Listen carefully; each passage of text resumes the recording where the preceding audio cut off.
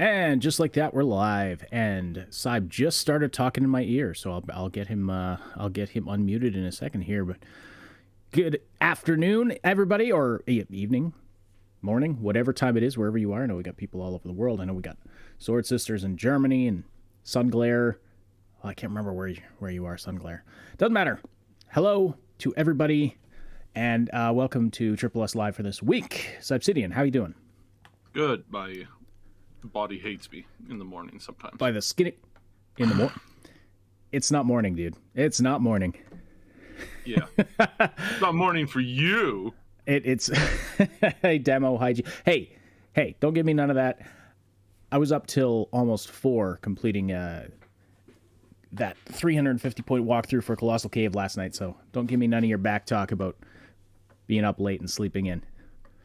All right, yeah. So today I was awake till 5. Well, what are you doing that for? We got to show the next day. That's just the way creative writing works. Sometimes your brain is like, "Hi, yeah, no, we're not going to let you sleep right now. What would you think you get to sleep right now? No. See, I don't have that option. I got kids. I don't have that option." Yes, so we've got a poll going asking if I should do a poll halfway through the show about who hit the like button, and 80% people say yes. So I guess we'll be doing that halfway through the show. Yeah, we're basically just BSing right now till Moon gets here. Where's she at? What's her excuse? She is getting ready. Like I said, we were up late. Up late. All right. Well, yeah, some fun stuff to talk about today and some spicy stuff to talk about today. So we're going to be talking about Hogwarts Legacy, the controversy that's going on with that game, and it's just raging right now. It's kind of unbelievable. It's all over the place, and some of the things I'm seeing people say it's just mind-boggling. So we're going to talk about that now. I don't want it to become a sort of a free-for-all debate about J.K. Rowling's views are, and whether or not, we agree or disagree on, or agree or disagree with her views specifically. But what I want to focus on is, does playing this game, Hogwarts Legacy, is this the moral issue of our time? Does playing this game, whether or not you choose to buy it, stream it, make videos about it, does that say something about your character as a person? That's the kind of thing. We're also going to make fun of some absolutely terrible takes I've seen on Twitter about it. But I'm also going to be doing a review of Colossal Cave, which is a game it's coming out today. And if you're not familiar with it, it is a remake of the classic text adventure from like the 1970s called Colossal Cave Adventure, or sometimes just called Adventure. And it's an iconic game that's still...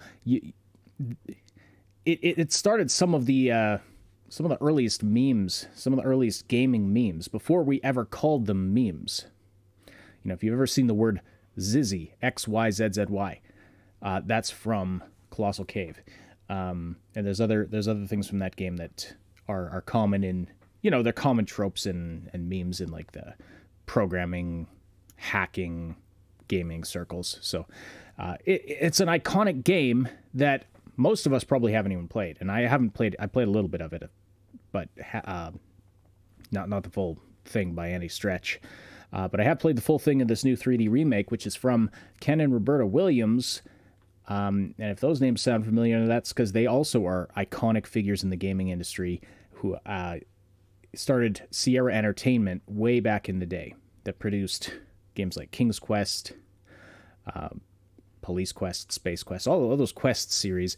They did the Leisure Suit Larry series. Those are some spicy games. And they also made one of the most like iconic sci-fi scenes that I saw early in my life that just stuck with me. Yeah. Yeah. What was that? I'm trying to find the exact picture right now. Oh, okay. So. If you find it, yes, send it my way. So yeah. I basically grew up on Police Quest and King's Quest 4. Those were my first foray. Yeah, we dropped a poll for a poll. I'll end the poll. It was It was a joke. It was no. They keep the poll up. That's what everybody else is doing these days. I should keep the. Should I? Yes, okay. you keep it up because everybody comes in, they look at the chat, they go, "Oh, did you like? Oh, yes." They click the like, and then they keep going. It's like, and that's a thing that started like, oh gosh, like I want to say 3 weeks ago, and it's literally everywhere. Everyone does it all the time. You can't get away from it now. Okay. Well, here. There's a new poll for you all. So yeah. So actually, there is probably a serious poll we could do about the Hogwarts thing. Anyway, we were talking about Sierra Entertainment. So why did I just open Photoshop? Dang it all. I don't know. That's a good question. I was trying to click back to OBS. Anyway, so yeah, so Sierra Entertainment. So, and the reason that they chose, Ken and Roberta Williams, who again started and ran Sierra Entertainment for many years, they retired like pre-2000. Like they retired more than 20 years ago. Sold the company. Sierra Entertainment, like the stuff they produced after that was just not nearly as good. But they pioneered the graphical adventure game. And so what happened, like they started their company, they were inspired by Colossal Cave. And that's the reason why now they decided to come out of retirement and wanted to make a game. And they don't realize that it was a woman who created essentially the entire graphical environmental concept of gaming up to that point. And I want to point this out, and I'm very serious about this. There is an enormous lack of innovation in the game space. And if anybody goes, that's not true, it's like all you have to do is look at the video game trends. It's like you get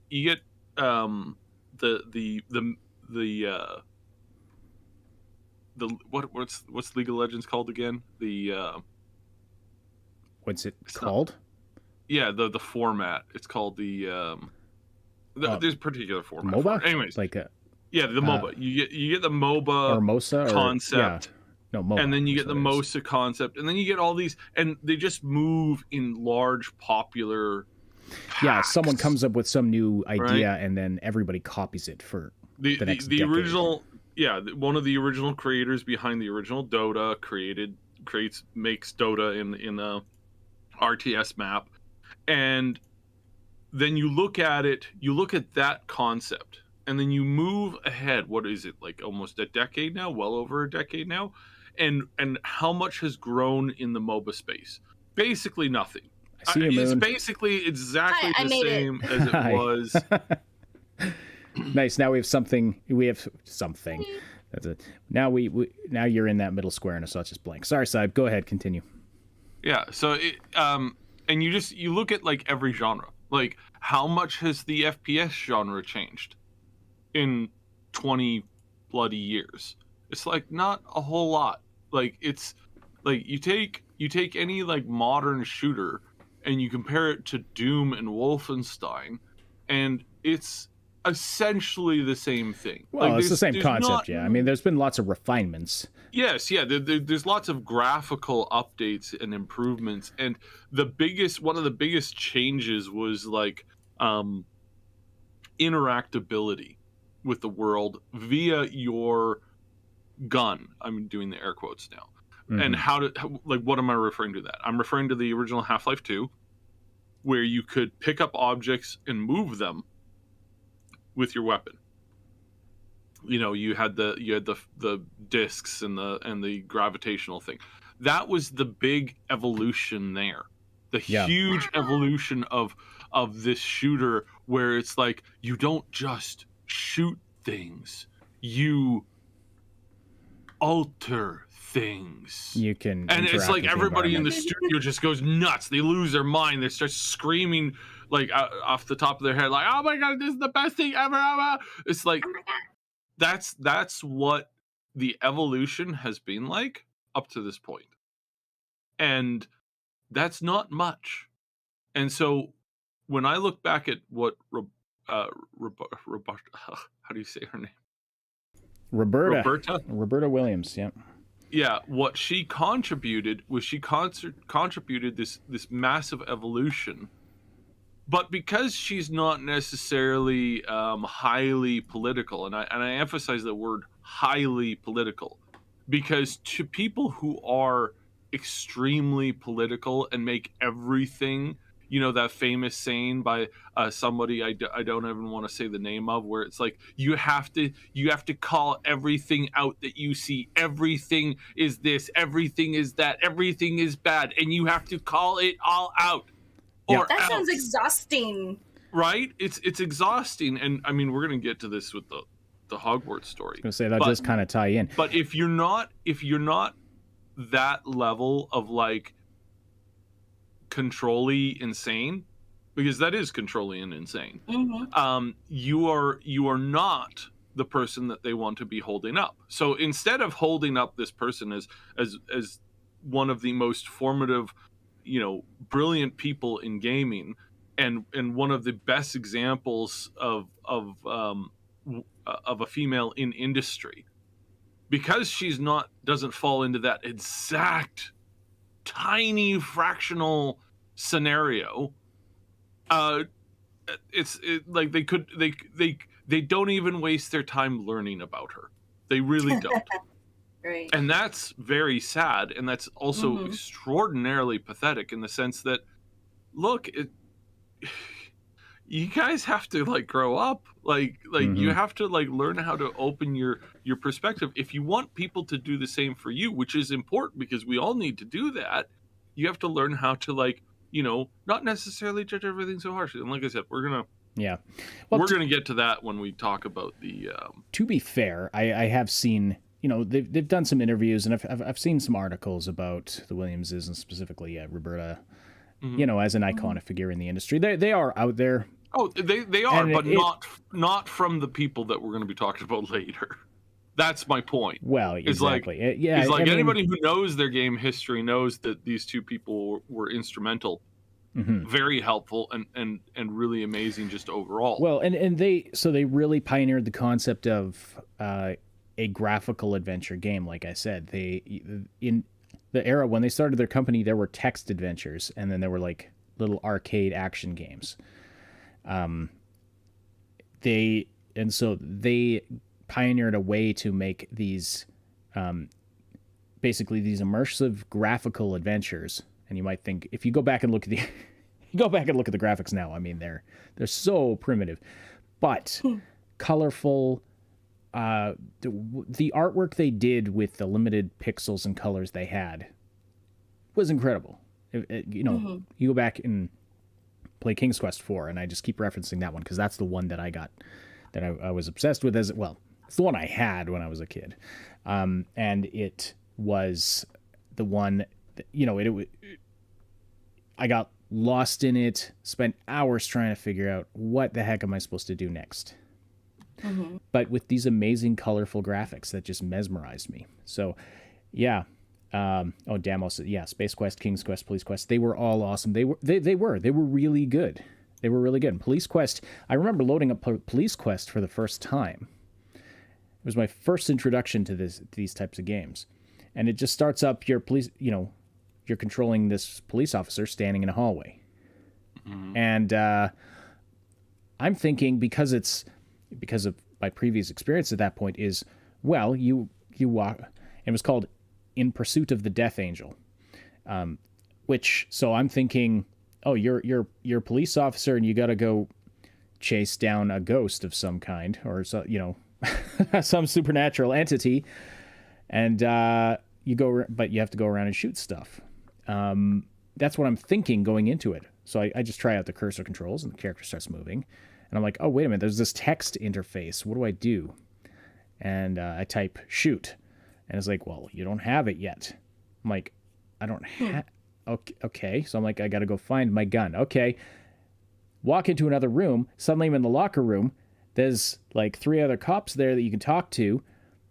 And I start to realize that there's so much more to this game than I ever thought was possible. That's the experience that they invented, and it started long before that. In the chat says our imaginations have been stolen. We had to fill in the gaps, and that made the games that much better. It was also a really cool thing. I remember playing through Police Quest with my brother and another family friend, and we got through the game. We got up to the point where we had a shootout with a guy, and we died. And we were like, "How did we die? I don't understand." And then we were like sitting there. We stopped for lunch or something like that. We were having grilled cheese sandwiches, and we're just sitting around talking about like, well, like that clearly can't be the end of the game. And like how did we miss? And I think it was his dad, the family friends, because we were at his place. He goes, "Well, can the guy is he a good shot?" And then we remembered that there was a firing range in the game, and we're like, "Oh my goodness!" And we discovered that you can adjust the sights on your gun and get better at shooting. And that seriously blew my mind as a kid, because I was so young at the time, going, "Oh my goodness, you can get better at things." Yeah. What? Yeah. Oh like, my. This kind of thing, like, this is commonplace now, but at that point, that was mind blowing. That you had that kind of depth to a game. It's like, oh, if you go earlier in the game and like go to the shooting range, adjust your sights, then later, way later, you'll shoot accurately rather than,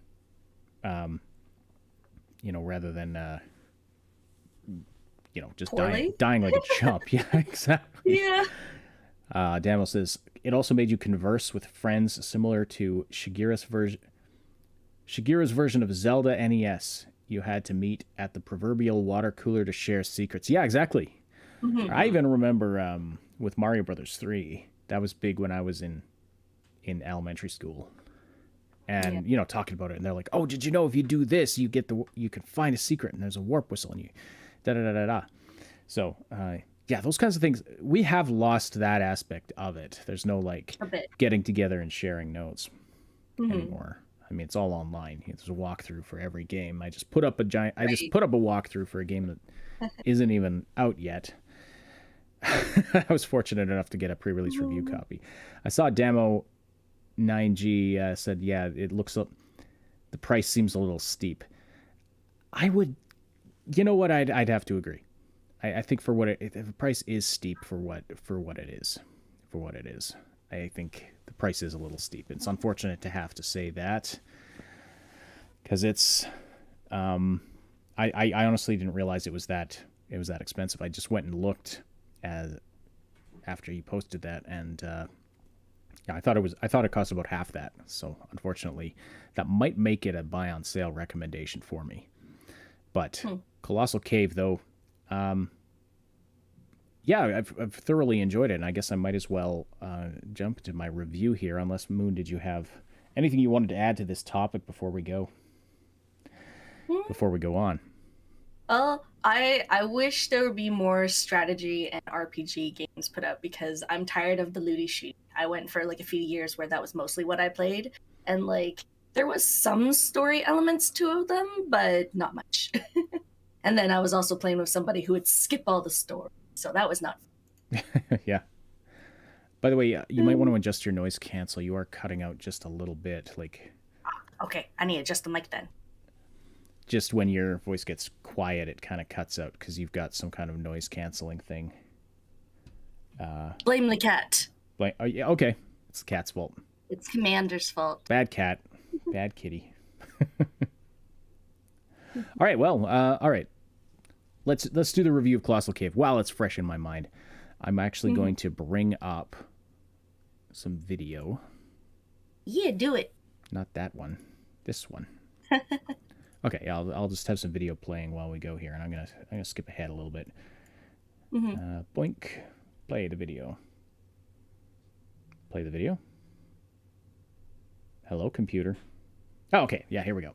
So Colossal Cave. And I'm just kind of going to give a clean intro to this, because I do intend to clip this out and make it its own video. So here we go. So I've spent the last few days just completely immersed in Colossal Cave.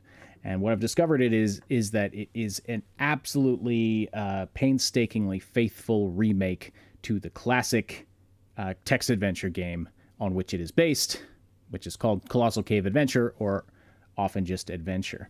This was a pivotal game in gaming history. It was it's an iconic game in gaming history. Lots of gaming memes originated on Colossal Cave, and it's one of the it's the game that inspired Ken and Roberta Williams to start making adventure games themselves. And so they've kind of come full circle now to, in doing this as a passion project, as a tribute to the original game that inspired them to get started and create so many of their own games that were an iconic part of my childhood, but also for many other people as well. But let's talk about what this game exactly is. And I think that I would characterize it like this. It delivers exactly what it promises, in that it is an old school adventure experience. It's a type of game, like we were just talking about a minute ago. We've lost some of that in modern gaming. Some of those that old school adventure experience where the developer's not holding your hand the whole way through. You have to figure stuff out. And to a frustrating degree sometimes get lost and absolutely confused about what you're supposed to do. Now, I might argue that some of those older games maybe took it a little too far, and that the solutions were so obscure that they hit that limit of being more frustrating than fun. But as was Damo in the chat mentioned, similar to, so like Shigeru's version of Zelda for the NES, where you had to meet at the proverbial water cooler to share secrets, that's an aspect that we're missing out on a lot in modern gaming. Now that you can just look up a walkthrough for anything now. You don't have a lot of those situations where you're sitting around the computer with three friends trying to figure out what to do. Like Saib was describing with that one Police Quest game. Mm-hmm. So I like to see a return to that. It is, and maybe, honestly, maybe those games are out there and I'm just not aware of them.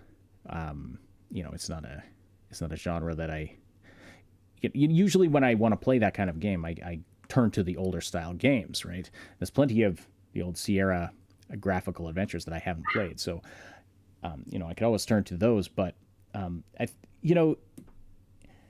gaming's gotten a lot easier. I mean, just overall. And, there's this game developers don't seem quite as intent anymore on intentionally frustrating you. But anyway, that's a debate for another day. But this is an incredibly, it's an absolutely faithful remake with visuals that have been, obviously imagined in the mind of Roberta Williams, as to how she, she envisioned the interior of this cave. Yeah, go ahead, Saib. I don't know about games getting easier. Yes, many of them have. But I think in one of the cases that MMOs, MOBAs, and probably probably just those two for now. They started out very simplistic, very easy. I remember doing the first raid I ever did with 40 people. The primary thing that you had to learn about the fights was don't stand in fire. If the ground is on fire and you're burning, you have to move out of the fire and therefore stop burning. And that was a really difficult thing for a lot of people. It was so hard. It was so hard back in the day. Yeah. But it turns out that now you go to do one of the the hardest raids in the world, and you have to it's a to give you a basic premise of the fight. That would take probably about 10 minutes. This is a single fight in which you fight one boss. Right. Different kind of game though. We just also, by the way, we just watched me walk off a cliff in this footage. That's hilarious. That's wonderful. That's my wonderful. That kind of relates to one of my complaints about the game that I will get into. But yeah, if you think about a single player adventure game though, like the one that immediately comes to mind because it's just kind of similar in terms of like exploring caves and ruins and stuff is Tomb Raider, like the new Tomb Raider games. I mean, let's put the combat aspect aside for a second. They're just not the puzzles are just not that difficult. Or if they are, they're like they're like a one room thing that you have to figure out. It's not like, okay, because you didn't do something way back at the beginning of the game, because you missed picking up one thing, you're going to be completely stuck when you get to this other thing an hour later or 2 hours later. Now, granted, that's a much longer game relative to, say, what, as far as, let me rephrase that. The intention with a game like this is to play it and replay it and replay it and try to get a higher score, and eventually try and figure everything out and get the top score, which in this case is 350 points. That was the idea with this type of game. And so even playing on the original text adventure version, you have limited turns. And a turn is any time you would type something in and make something happen. Move to another room, pick up something, interact with something. Each one of those actions is a turn. You only have so many turns until your lantern runs out of juice. And then you're toast. Then the game's over, and you get your score. And here's how well you did. Here's how many treasures you found. There's 15 treasures scattered throughout the cave. You got to try and get them all back to the well house. And then you got to figure out the ending of the game, which is... I've done it multiple times, and I still don't understand it. But that's what I mean. Like, it's a faithful recreation. I feel like if they were willing to take more creative liberties with it, they might have changed a few things to make them make a little more sense than they made in the original game.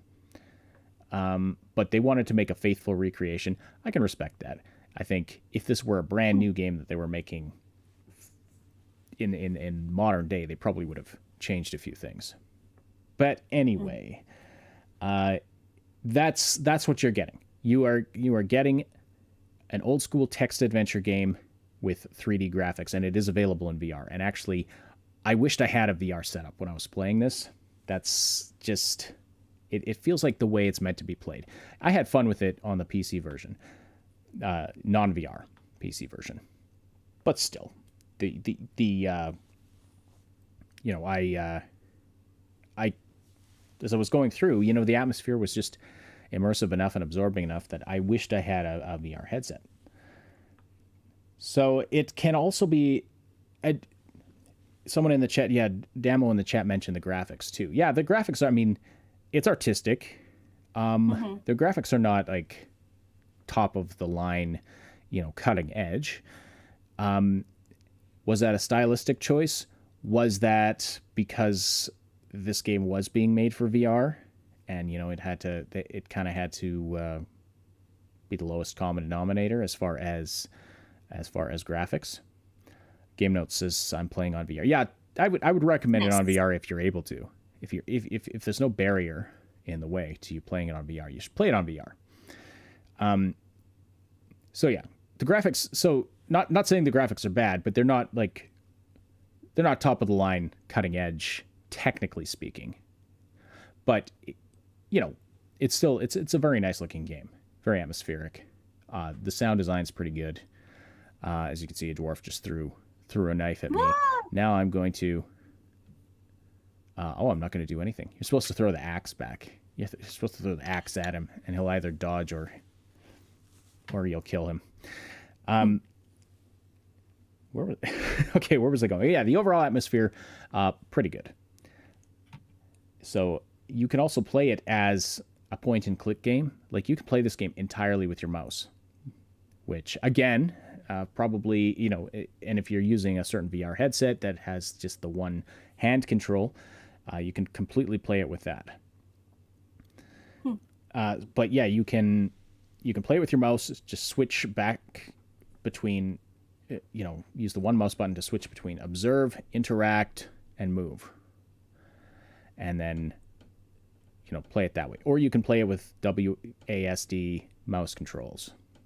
That kind of a thing. It also has controller support. It just doesn't tell you that it has controller support, which I found odd. I just happened to pick up my controller while I was playing the game, and my character started moving. I was like, oh, okay, you can play this with controller. Surprise! You can play with controller. So whatever way you prefer. Yeah. So enjoyed the visuals and enjoyed it. I enjoyed the game a lot. Let's just put it that way.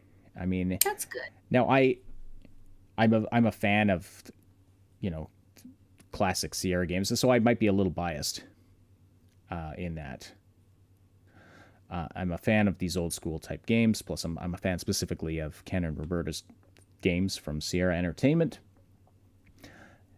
So I'll admit I could be a little biased, but I had a great time playing it. It was very fun figuring out how to go through it and get all of the, you know, to get all of the points, get all of the treasures before you know, you have to figure out some efficient ways of going through and get them all back to the well house before you run out of lantern power, basically. So I really enjoyed that aspect of it. Technically speaking, a couple of hiccups with it. I wish for a VR slider, not a VR slider, a field of view slider. That's what I meant to say. You saw where I fell off the cliff there earlier in the footage. Yeah. The field of view is so narrow that you almost have no peripheral vision. And that's part of why I fell off the cliff. I've also missed doorways because just looking around a room, just not seeing everything because the field of view is so narrow. So I would have liked a field of view slider. I also would have liked, there's just a couple other things like key bindings. There's no custom key bindings. If you're going over rough terrain, your character tends to jitter up and down a bunch. The field of view thing also, I figure, would help people with motion sickness. I could tell as soon as I loaded it up. I was like, this would make some people motion sick. I could just tell.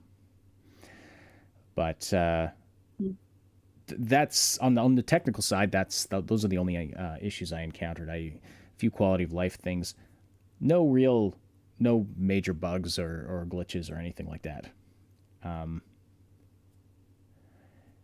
And yeah, again, sound design is great. The acting is, the narrator, some of the character acting is, kind of neither here nor there. And you have these goofy kind of mythical characters throughout the game. So they have these like goofy voices. That dang dwarf, who the dwarves don't actually talk. But, you meet some other characters. And there's some silliness to it. There's absolutely some silliness to it. But that, again, that's in the original game. And games of that era just did not take themselves too seriously. They would throw in some weird randomness, that was absolutely hokey. Just 'cause. It is just... And this is faithful to that. The narrator, though, and this is very important, because the narrator speaks all the time, and basically says the things that would have appeared on your screen if you were playing the text adventure version of it. Narrator has a great voice, fantastic. And when I looked it up and saw that, oh, he's just an employee of the company, he's not some professional actor, I was like, man, dude, nice. You should have, you may have a little side gig you should be able to do. So now also you can turn the narrator's voice off if you want. If you just want to read the text on the screen instead of hearing him talk inside your head all the time, you can do that. Excellent choice to to include that option. Yeah, very enjoyed the music, enjoyed the, there's just, I enjoyed this whole game, the whole experience. I'm trying to think if there's any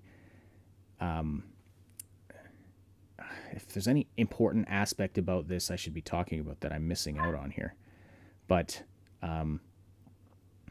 all I was the biggest thing I would say is it feels like you're playing through a text adventure game with 3D graphics. Don't go into it expecting more than that. Don't go in expecting less than that. It delivers exactly what it promises. That's something in 2023 that's kind of refreshing to see, and it's kind of sad to say that.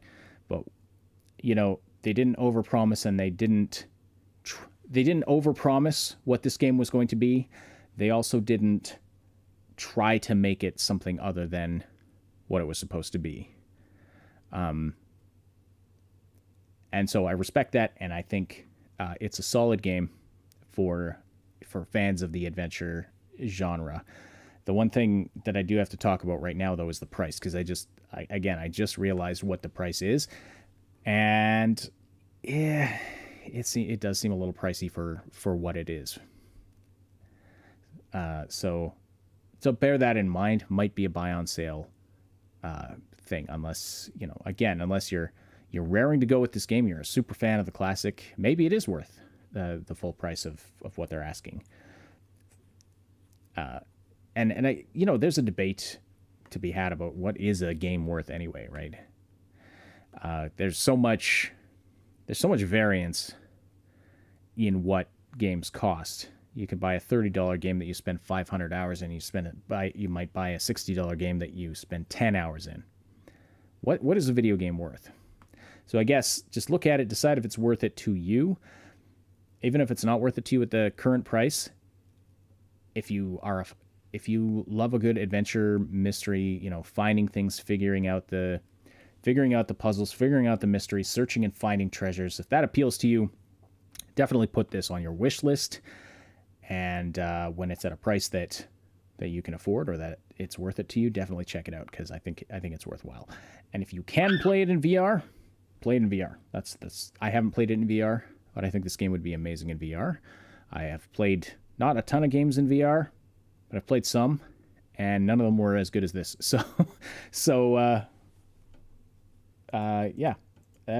are my thoughts about. Mm-hmm. Those are my thoughts about the game. Do you have any questions, or does anyone in the live chat have any questions that I haven't addressed? Like I said, a little sleep deprived because I was up making a full walkthrough for this last night until way too late, but I wanted to be first, darn it. I wanted to have the first one for once. I think it's hilarious that, again, like, this is a remake of an already existing game. But they've integrated it with VR. And like you said, it appears to be like really, really good as far as like a VR game goes. And I would say that, again, it's interesting to note that I've seen a lot of VR games, and most of them, like, this is a little bit above the quality that most of the big studios are pushing for in the form of like interactability and like how to create an interesting and interactable VR world. Mm-hmm. Yeah, VR like just really two retirees. Yeah.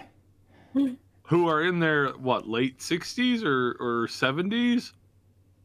Oh, I don't know. We're able to put together a VR thing on the side, essentially from their main project, which was to create the remake. In a shorter amount of time that most companies who employ like 50 people do.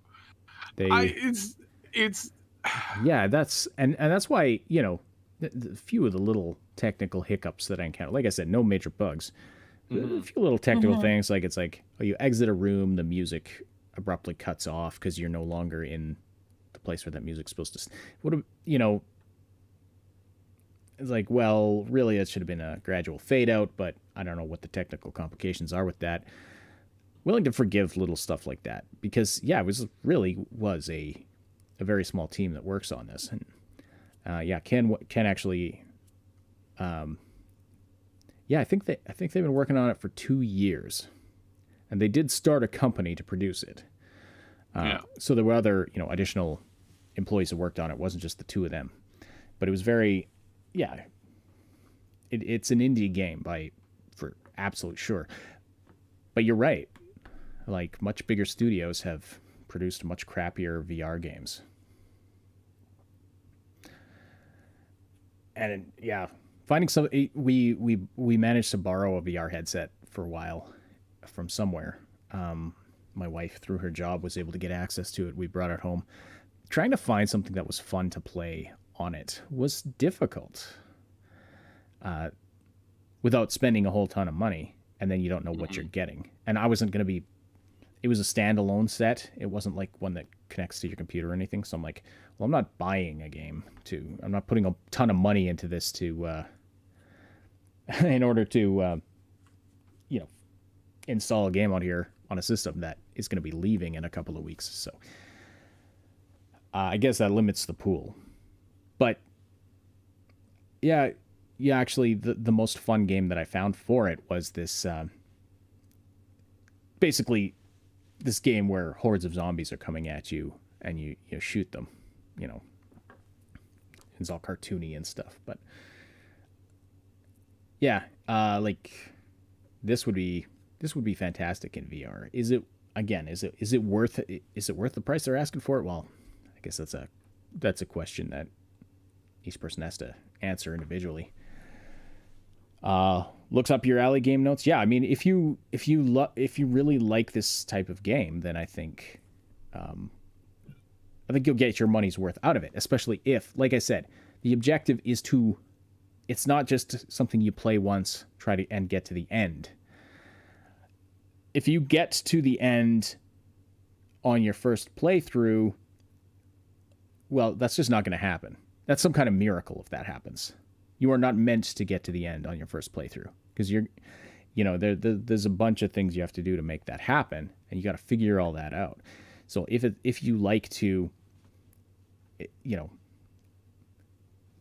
you like that kind of a system where you have to replay it and replay it and try and do better and better each time until you finally find the ultimate solution, then this is for you.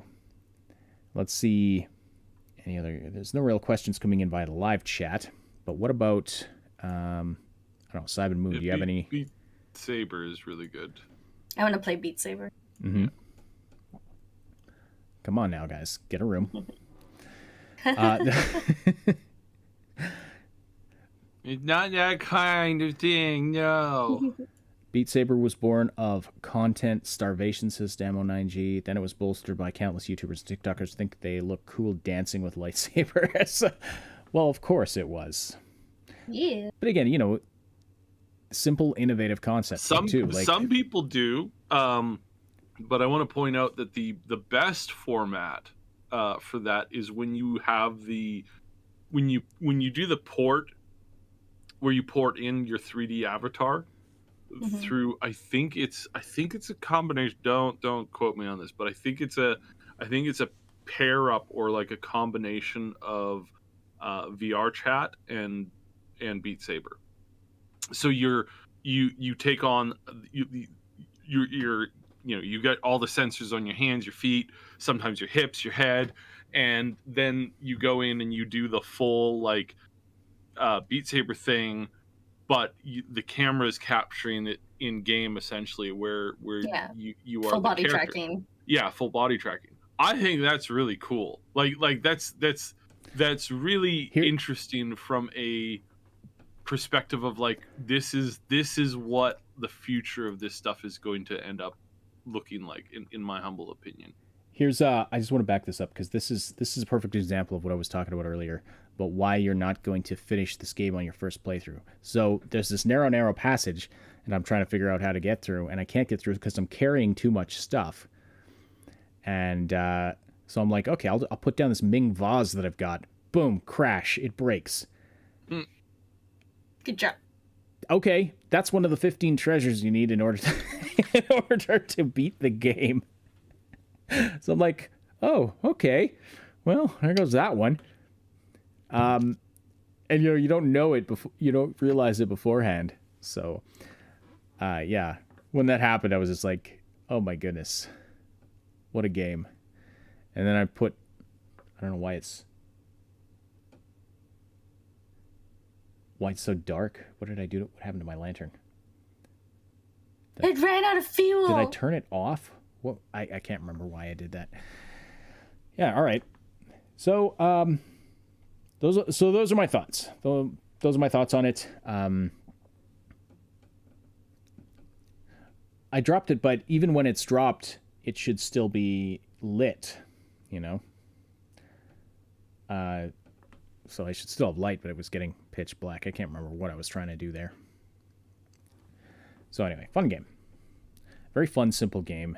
It's so unfortunate that I have to say that I feel like it's overpriced. But again, it all comes down to, I guess, maybe it's not for somebody who is going to spend 60 hours trying to get through this game. Now, I have to think, like, even people who were big into Colossal Cave back in its heyday, they probably haven't played it in a while. So maybe it'll be like a brand new game to them. But it is a remake, too. So, you know, you can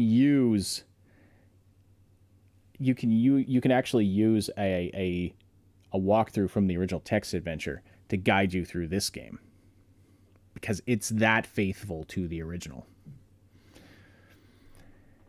I imagine it costs a lot to port to 4 systems at once. Yeah, I imagine it does, and I don't know all of the ins and personally, I just don't know, you know, what goes into deciding how much a game costs. And I don't even know if the development company makes that decision. I know they're working with, you know, PR people, and I don't know if they have a publisher or not, or if they are self-publishing, but they at least have a PR company that I interacted with. Meta put them through the ringer, did they? Huh, well, this is my surprised face. All right. That's Colossal Cave. And I think, actually, I think you'd really enjoy it, Moon. Maybe you should get it. Mm-hmm. Maybe you should get it and stream it. Just don't watch my walkthrough first. Watch me get lost. Pulling off things. Put them through the ringer as far as fighting them on adding a backpack using your hands. Interesting. Yeah, because there's no backpack. Like, there's an inventory with limited slots. And that's another one of those things that you really adds to the puzzling element of the game, is you only have 7 inventory slots. And it doesn't matter if it's a set of keys or if it's a Ming vase. It takes up 1 inventory slot, so you got to manage that, and you always have to have your lantern with you, so really 6 inventory slots. And if you don't want to get killed by dwarves, you got to keep that axe with you. There's a mouse cursor on your nose, Moon, but it's gone now. Is there? Wait, was it me? No. I think it's... I don't see how it... Could it... I see a mouse cursor moving. There's a mouse cursor. I'm moving it, but it's not moving the same way I'm moving mine. Weird. Yeah, no, I'm mousing over you right now, and there's nothing showing up. Okay. Maybe it's fine. That's weird. I didn't think it would show that. So, what should we talk about next? Well, might as well get into the fun story. Oh, Hogwarts. Hogwarts. Yeah. And just cover our stance on it. Yeah. So we'll start by saying, so Hogwarts is the most pre-ordered game right now on Steam and apparently on the consoles as well. So this is going to be probably the most played game. We're probably looking at it being the most influential game easily of this year. We're looking at it quite possibly having one of the largest modding communities that we've seen in a long time. This is it's shaping up to be one of the biggest games ever, honestly, ever. Yeah. The Hogwarts itself is mostly explorable. There is very few rooms that you cannot go to. There's some pocket dimension stuff and some other things where puzzles in an expansive area. The pocket dimension allows you to customize your own little like living space in a like this magical universe. It's just like this game has everything. You can fly on a broom. Of course you can. You can play Quidditch because of course you can. You can fly on a griffin. You can do almost anything that you've seen in the books and or the movies, and so much of the castle, everything is just, it is visually stunning. So when you get these 30-minute features that come out that are showing the game, you know, this isn't like some of the other games before that came out and crash and burn because it just wasn't out ready, or it just they had to cut too much stuff. They're showing full, like, long segments of the game. And again, it's like, okay, could be cherry picked, and it could obviously still be a serious issue. Of course it could. Of course it could. And which is why we say never pre-order, unless, like, I mean, I say never pre-order basically, like, that's like up until like about a month-ish. So I pre-ordered this the other day. Like, obviously, you know, I didn't pre-order it last year or whatnot. The game is dropping within weeks. If it gets a big delay, I'll probably cancel my pre-order and get my money back, because it's better sitting in my bank account than theirs.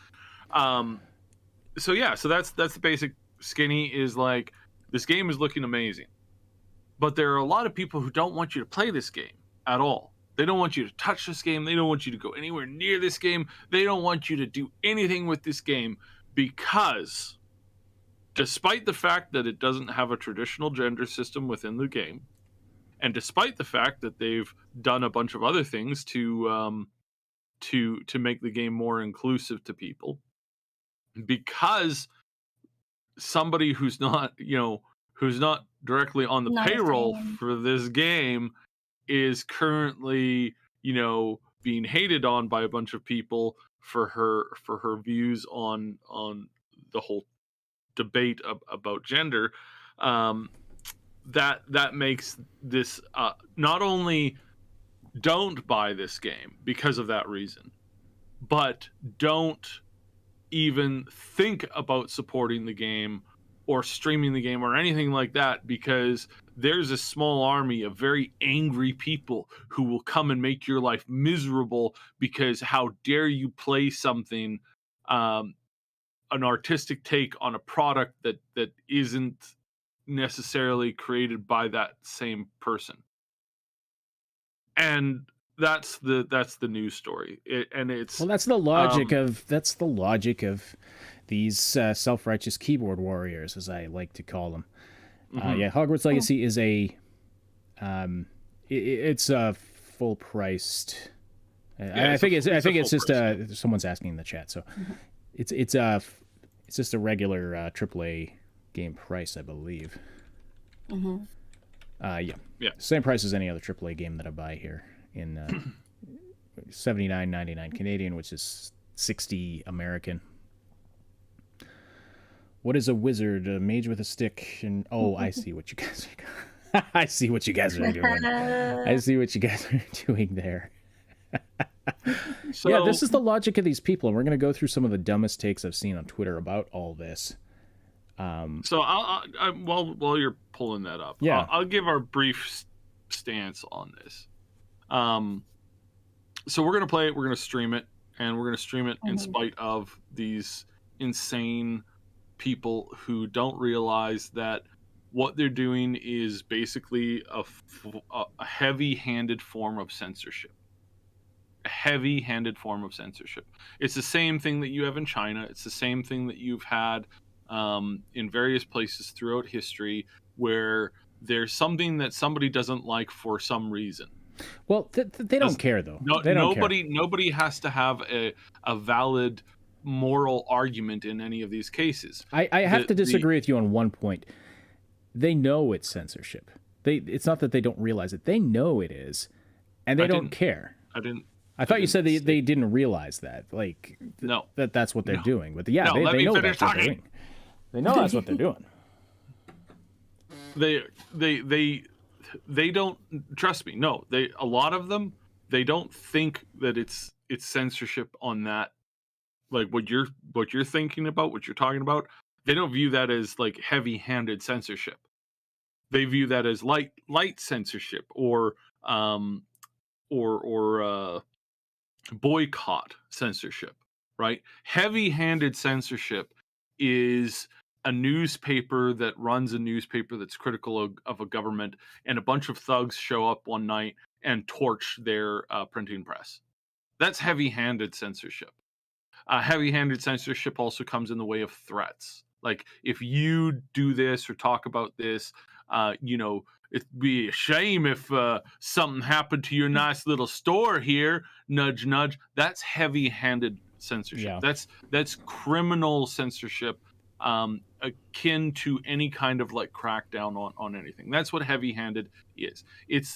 It means that mostly you're enforcing censorship not through a peaceful request for something, right? Like, there's a company that's been exploiting workers or exploiting a particular set of population that results in people dying. This has happened a lot.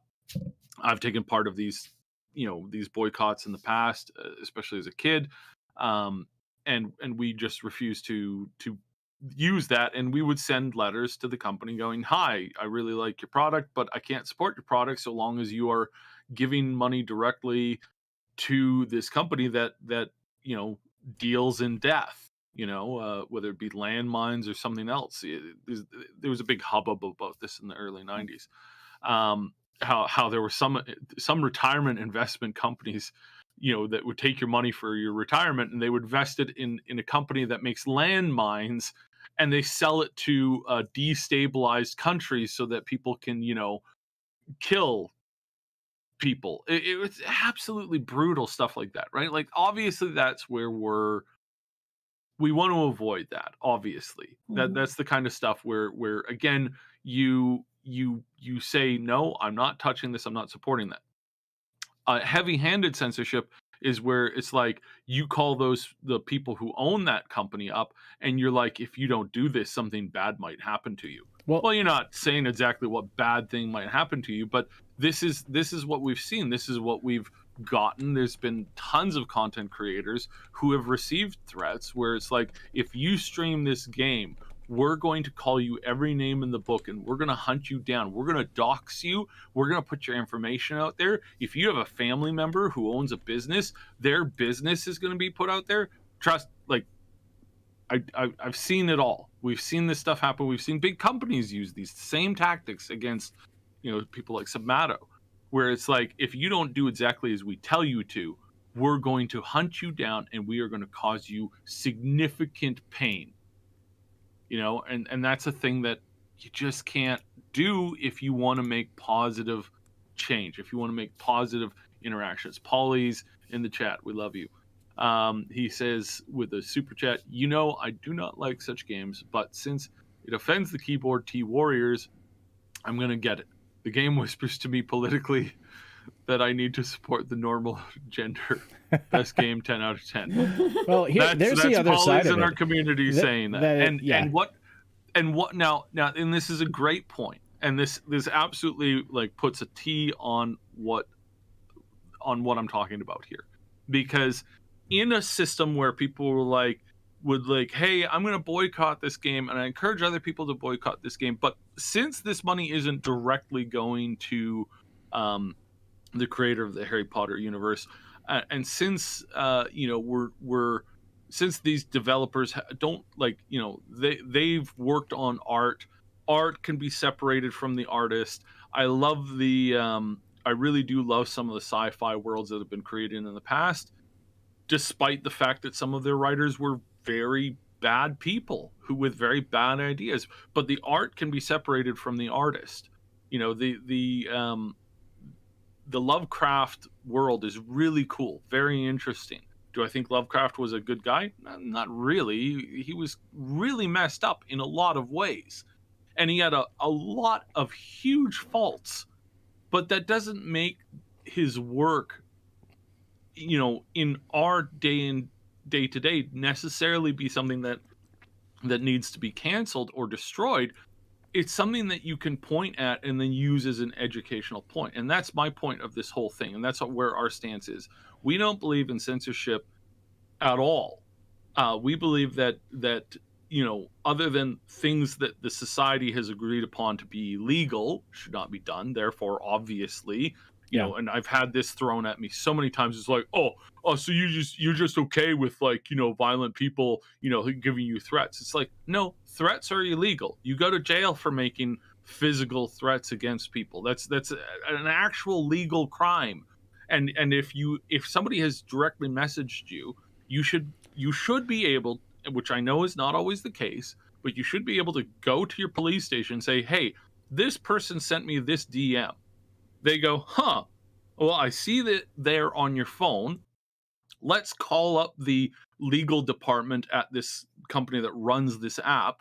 We'll say, hey, this user has made this threat, naming, a particular person in our jurisdiction. We demand that you send us this information on this person, verify that this was an actual real statement, and then you could take them to court. I think that's I think that's a very important thing. So I'm not denigrating the experiences that people have had online with harassment. Harassment is illegal. That's not what we're talking about here. Well, in the sense of free speech, not in the sense of what's happening here with this, because there are people being harassed. It's just not the victims as they would like you to not certain victims that they'd like you to think, but people who are actually being bullies on behalf of supposed victims who we don't actually see or hear about really. And that's what I'm trying to say. I know this is very convoluted. Yeah, no, that's fine. I mean, but our stance on censorship is if you create art, if somebody's created art, if there's a statue of something in the past and we discover that person wasn't really good today, it's let's have conversations about that. Let's put an addendum to that statue in a public place. Let's have the school, people come out and say, this is the evidence that we have for this, and let's really go through it, because that's important. History needs to be written in truth, not just by the victors. But what's happening here with the people that are angry about this is these aren't people who are wanting to record history in the sense of truth. They're trying to control and demolition things, and then to rewrite history in their own view. And I asked one of these people, I went on to an alt account and I asked them, I'm like, hey, what do you think we should do with the whole Harry Potter thing? And their response was, it should be stripped at all the ownership from J.K. Rowling should be stripped away from her. She should be thrown in prison, and then the history of who created Hogwarts should be given to a different person. It's so you're wanting to just rewrite history. Yes, because this is how insane these people. They were shocked that I was shocked at this. Yeah, they're like, haven't you been, in our weekly meetings? Of course, this is what we need to do. And it's that's the problem with this side of, and this is why we're talking about the stakes. This has gotten so insane. This is how these people think, and it's ridiculous. We cannot let them control us. So don't let them control you. And you were talking about censorship versus boycotts. Mm-hmm. I mean, someone wants to boycott the game because they don't like J.K. Rowling's views. That's totally fine. That's part of your free speech. I'm okay with that. Yeah, they can absolutely. I'm not okay with heavy-handed stuff. Well, yeah, you can organize threats, the violence. You can organize a boycott or say to everybody, please don't buy this game. You're free to say that, absolutely, 100%. But all of the threats, there was saw a tweet let's make a list of all the streamers that are saying they're going to be playing this game, and let's just make a little list here. Keep our eye on these people. They want to create lists. It's like, I saw one guy who was like, just not playing the game is not enough. I'm going to be standing outside, I don't know what gaming store, GameStop or something. He's like, I'm going to be standing out there at the release time and throw rocks at people. Like, that's literal violence and not. That is literally not that is a threat. I mean, maybe it's general enough that it's not legally considered a threat. But man, this is the mindset of these people, and it's disgusting. I am, yeah. Don't buy the game if you don't want to support the. You're free to not buy the game if you don't want to. I also and you know I appreciate. I also disagree with buying the game just to spite people. I don't think that's productive. But I see why Polys, and thank you again for that generous super chat. I see why Polys and people like that feel that way, because they're the other side is being so crazy that people are like, okay, I'm just going to do the opposite of what you say. I'm going to do the exact opposite of what you want because you're trying to control me. Because these people do not understand human nature. They just trying to control it, and it's not going to go well for them. People don't want to be controlled. You try to control people, they're going to try to do exactly the opposite of what you want. Yeah, and Polly's demonstrated this. If people had just like had a passive thing, he probably wouldn't have even ordered the game. But now he's ordered the game and he's become, more outspoken on this. And this is the point. You catch more flies with honey than you do with vinegar. Yep. If you want to kill flies, you can just you just combine the two and they still come. But but no.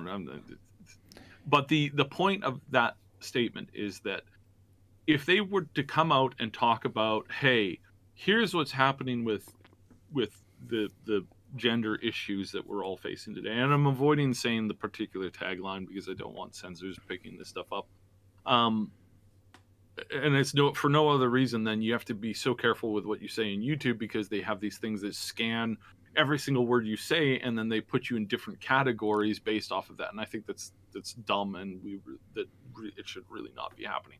Because it limits speech. And again, speech is so important. It's so important that we have a conversation about this.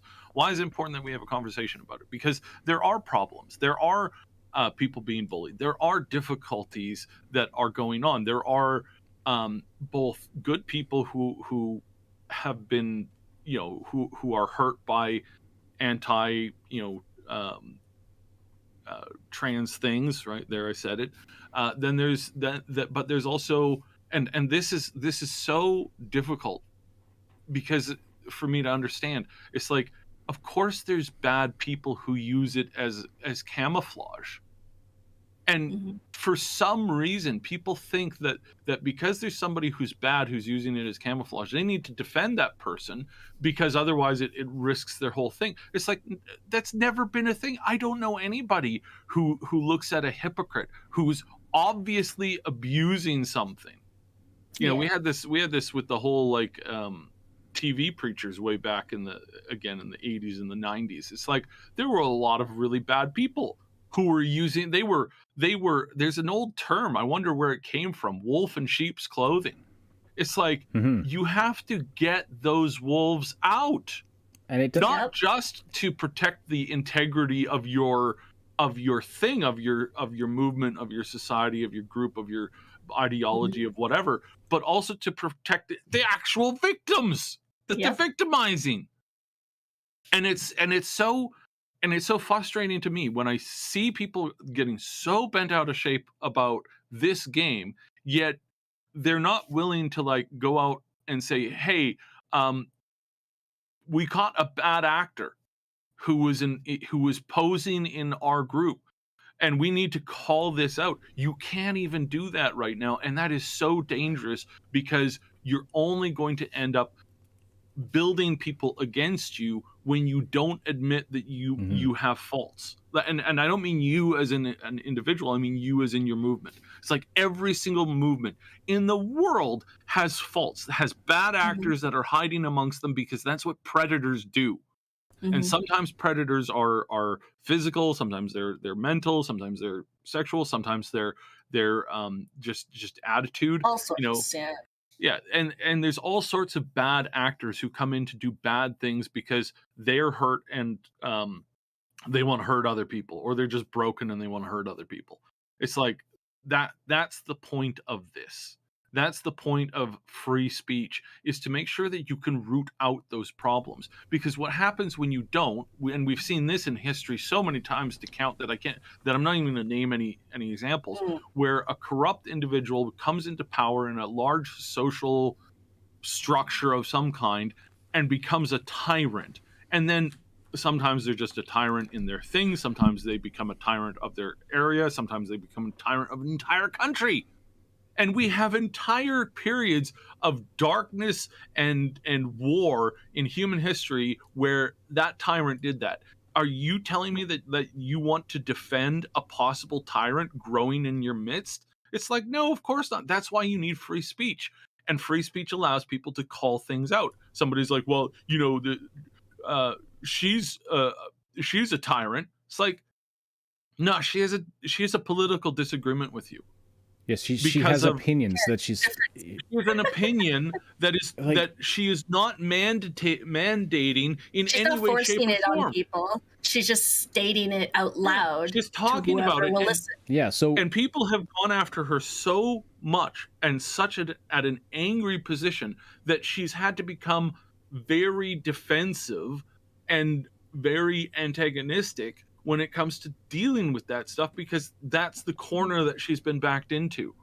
And it's like again, you don't affect change that way. You can't force change. The more you try to force change, the more the system will revolt against you. And you want a perfect example of this, just look at China right now. Like, the whole system there is starting to crumble because it was built on this enforced structure where it's like, it doesn't matter what you think, it doesn't matter what you say, it doesn't matter what's going on, it doesn't matter how many bad actors we have hidden amongst us, you will do as you're told or else. And then what happens when the dam finally breaks?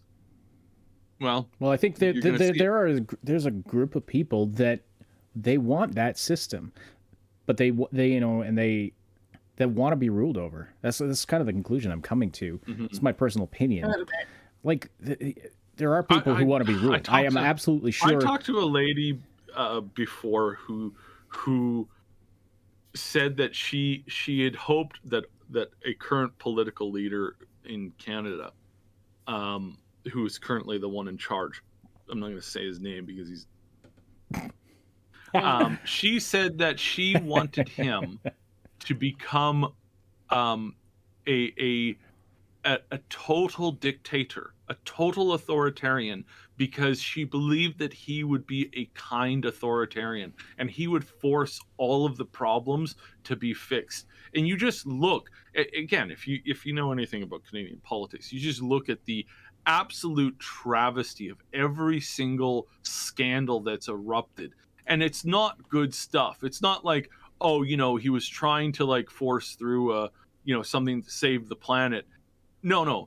He was lining the pockets of people who actively make the planet much worse. Like, they just have to look good on the outside. That's it. That's all they have to do. Yeah. And then people will flock to them and bow and kiss their feet. It's disgusting. Really, this whole the people that are kind of on that side of things, the side of pro censorship and control everybody else and all of this, they're there. They really think that one day it's not going to come for them. Right. I think they're exempt. It's like, no, nothing. There's nothing special about you. Sorry, not sorry. No. As soon as you're no longer, they don't realize they are useful tools in the hands of the people who are trying to take absolute control. And as soon as you are no longer useful as a tool, what do you think happens to you? You think they're going to reward you, laud you for your retired. You get retired. Yes, exactly. It's like Let's hear this is let's hear Moon's take on all this. And I mean, I'm especially because I mean, you know, your family, as we've talked about many times, is from Hong Kong, and so I feel like you have strong opinions about this kind of thing. Well, I grew up in a culture where you don't have opinions. You just do what you've been told to because it's all about face. Mm-hmm. Like, there's no individuality. There is only the group, the good of the group. Which, like, you know, technically the good of the group works in, like, family dynamics. But, like, once you, like, make it, like, bigger, it goes all over the place. Like, it doesn't actually work out the way you think it will. But, like, you know, the thing is that, like, the more we respect individual autonomy and freedom of speech, like, just the better things have gone. Like, for many of the reasons that we've already stated. So it's like, the more you try to crush down individuals, like, I don't know, just exactly. It's not a good. How are you supposed to fight bad ideas if you can't argue against them? Like, you want, because if there's no conversation, there's no thinking, because conversation is how we think. Do they really want this rigid structure where you have approved ideas and unapproved ideas? Because then that's relative to whoever's in control at the moment. Stupid.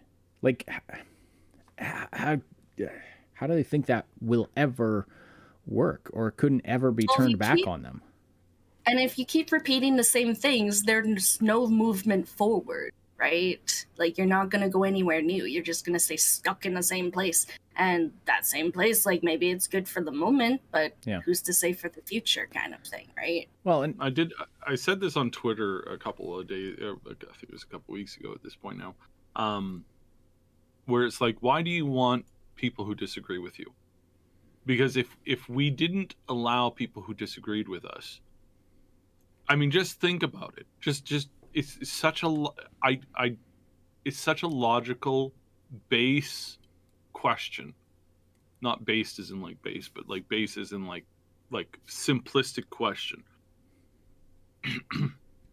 Do you want to live? Would you want to live under the rules of society from 100 years ago? Most people would say no. Would you want to live under the rules of society from 200 years ago? Again, most people would go, no. And I'm not talking about specific areas. I'm talking about in a generalized sense. You go back 300 years ago, most people didn't have the right to even own property, let alone work at a job of their choosing. They were forced into it. This was the law of the land, essentially. You go back 1,000 years, it was worse. You go back 2,000, 3,000 years ago, your life is to serve the crown, period. If it's decided that you need to be exterminated for the sake of the crown, that's what happened. And nobody cared about your personal rights. Again, do you want to live under any of those systems? No.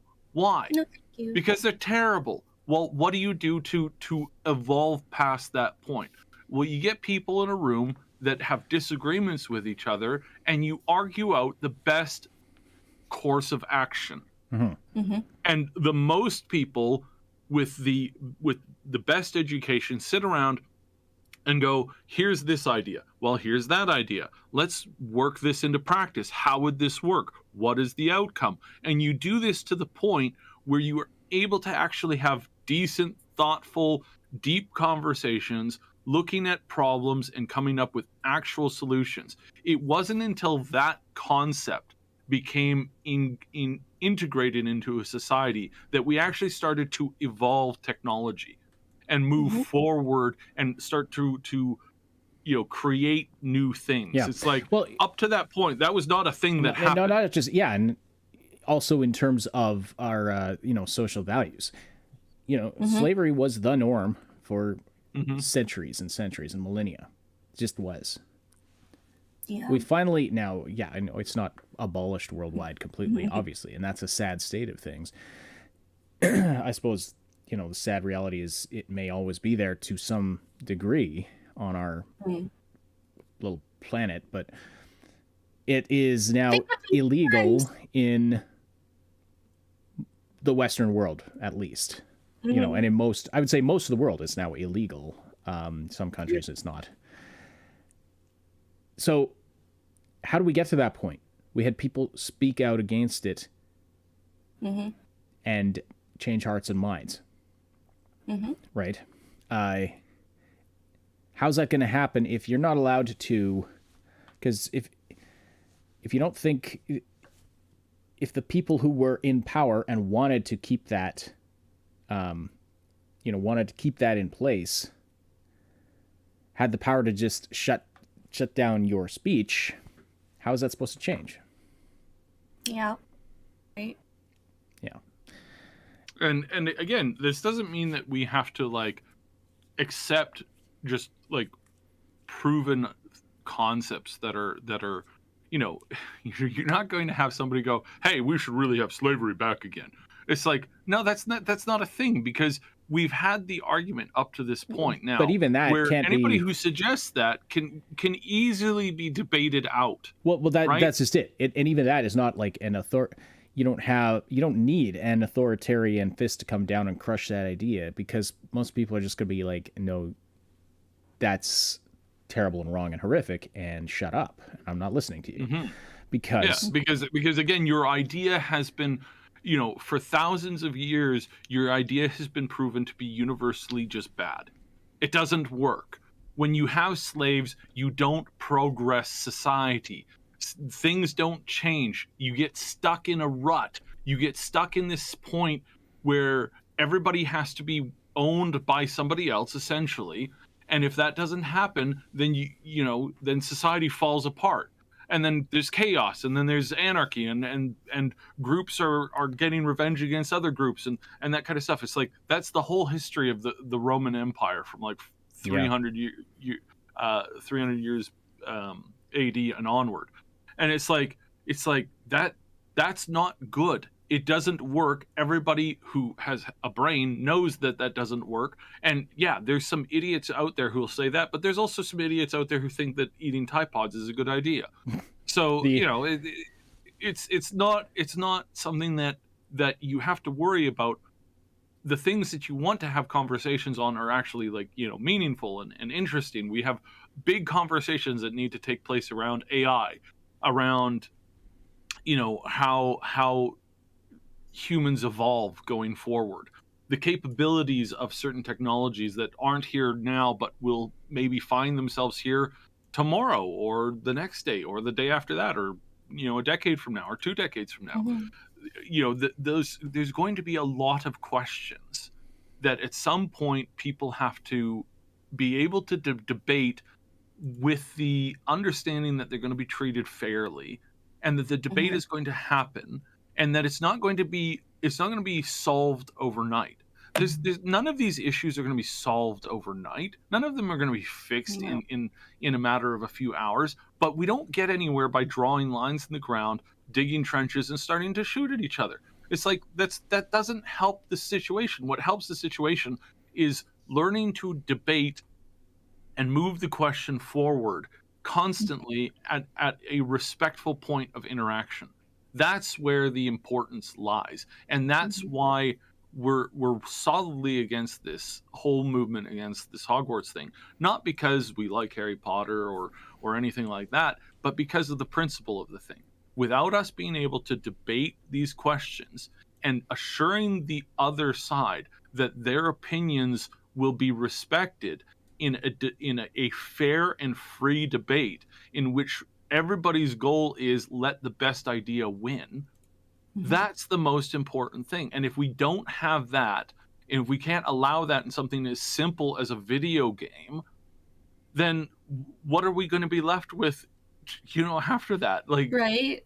Use your brain. It's a dangerous scenario. It's extraordinarily dangerous to go, oh, well, we're just going to force that action through. Well, again, You force that action through, your society will collapse within a generation or two. That's just how forcing ideas work through. That's one of the obviously worst case scenario. One of the least best case scenarios is you get what happened in Japan, and I've used this so many times it's ridiculous. They had such a strong bent against anything to do with any level of lewd or pornographic anything, that they said absolutely not. If you create something that's slightly reminiscent of that, we're going to come down on you hard. Well, what about tentacle monsters? Oh, well, I mean, I guess they're not really, I mean, that doesn't really fall into the law.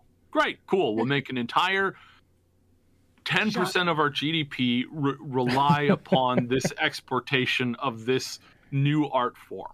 It's like, if you clamp down so hard that people can't express themselves and figure something out, you will almost always see the reverse of that happening. Mm-hmm. And again, it's like, you want to see what that looks like, just look at all of the recent stuff in the world going on right now, and the history of the past 60 years to know where hostile, heavy-handed censorship works. It doesn't. It has never worked. You might have been able to argue that it worked in China up until about 2 months ago, and now we see the system completely broke. And now, because of that, a whole bunch of other dominoes are starting to fall. Will they recover? I don't know. It's a big question right now. Kind of maybe one that the world might be really dependent on figuring out. And at least you at least see what if you're trying to enforce that kind of a control scenario, just how controlling and terrible you have to be. You have to have zero respect for human rights. And that is, for it to work even for a while, it's that's what you're asking for. That's really what you're asking for. You have to just completely clamp down on all dissent, or it doesn't hold up. But I mean, let's bring this back around to the question we started with. Does your decision to play this game or not play this game actually say anything about your character? I say no. Really. I mean, I suppose there's something to be said for, I really don't believe in what the creator of this universe says and thinks, so I'm going to personally boycott it. But to turn around and argue that, people that do choose to play it don't have any moral fiber, I don't see how that argument holds up at all. No. And it's not necessarily that they agree. It's just the way I look at it. If you choose to buy this game, it tells me this about you. The game looks fun to you, you like video games, and you have a few bucks in your pocket. That's all it tells me. That's where it ends. That's all it tells me about you. That they apply this arbitrary rule that you have to agree with. And I mean, how many people are involved in the existence of this game? Hundreds, thousands, I don't know how many work at the studio, and then the publisher, and then, the marketing people. And you're focusing on one person who, yes, is obviously pivotal because they created the universe. Right. They created the Hogwarts universe. I don't know. It doesn't work. It's so arbitrary to say, and that's why here are some of the terrible takes that I wanted to get into that I've seen. These are the worst ones I've seen. There's some people who are like, well, you should still buy it. Okay, so there are people that are arguing, yeah, even if you don't like J.K. Rowling, you could still buy this game and support the people who made the game, right? Which I agree, you can do that. The counter argument to this has been, well, the devs have already been paid, so you're not supporting them. But if you buy the game, you're funneling money to J.K. Rowling. That attempt to debunk the point is just nonsensical. So your solution, you're saying the devs have already been paid, so therefore we should try to make the game fail so they all lose their jobs. That's your solution? That's what you want? Great take. Really thought that one through. Then there's the people that say, there's one very, very prominent person who said Hogwarts Legacy is a character test and a lot of people are going to fail it. Thoughts, that made Moon? me laugh because you could take it two ways. You could take it as either like the way that they mean it, or like the other way, which I took, is to be like, yes, I love wizards and fantasy games and stuff. I like fun. Mhm. I like games. But they're meaning it, you're a terrible person if you like this. And I was just like, this is not going to go the way you think it is. Yeah. It will, exactly. I mean, not just because of what Sai was talking about, where when you clamp down, that just makes people more interested in it. There are more people buying it now because of the controversy for two reasons. One, it's just gotten more publicity. More people have heard of it. Yeah, a lot more publicity. If you like talk about a thing more, then people will know about it more. Yeah. And two, because there's people that just want to piss off the other people who are telling them not to do a thing, so they just want to do it just to spite those people. So it's it's backfiring on them completely. Yep. But regardless, I mean, no one ever said that people on that side of things were smart enough to foresee that, so I wouldn't accuse them of that. No, there's not a lot of forethought. Well, and that's They're just a tunnel vision of the own outcome that they want. This is what I've noticed with people on that side. And look, I've seen some good takes too. I've seen some decent takes. Whether I agree with them or not is a separate issue. I've seen some people saying, look, how about instead of trying to boycott the game, you donate money to some such and such cause you believe in. Or people saying, I'm not going to buy the game. I'm going to spend the $60 I would have spent. I'm going to donate that. Okay. I can respect that. That at least, that's a respectable kind of action to take. The ones that are saying, no, you're bad if you choose to play this game. And like this one person said, it's a character test that a lot of people are going to fail. Yeah. So my like Moon was saying is like, nah, the character test is whether or not you will allow people to think for themselves and not use heavy-handed tactics to force them to behave a certain way on something that is, it is a cultural disagreement. And again, that's enforcing the idea that we're not advocating for anybody who's rounding people up and executing them. It's like don't even try to go there. Come on. The real question is whether or not you are capable of admitting that the discussion here is different than that. If you think, oh well, they're just encouraging people, that's ridiculous. Nobody's encouraging anybody to drive around people up and execute them. Well, not on this side of the argument. I've seen some people on the other side of the argument going, we just need to build concentration camps for anybody who disagrees with us, and we'll re-educate them there. And if they can't be re-educated, then I guess we have a solution to the carbon problem. Ha ha ha ha ha. It's like that doesn't help you in any way, shape, or form. That's where you start to look like the villain. Yep. And you're gonna lose. That's some villainous talk right that's there. some super villain crap right there. Yep. Absolutely. But beyond that, we fought a war over that. Yeah, exactly. But that's so. There's a couple things I've noticed. So the people on the you play this game, your evil side, they can't explain why.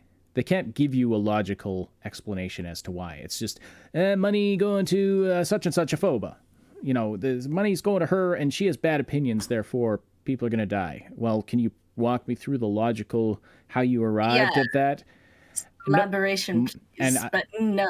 Most of the time, if you ask that, and I have scanned through threads, and when I see people reasonably asking for a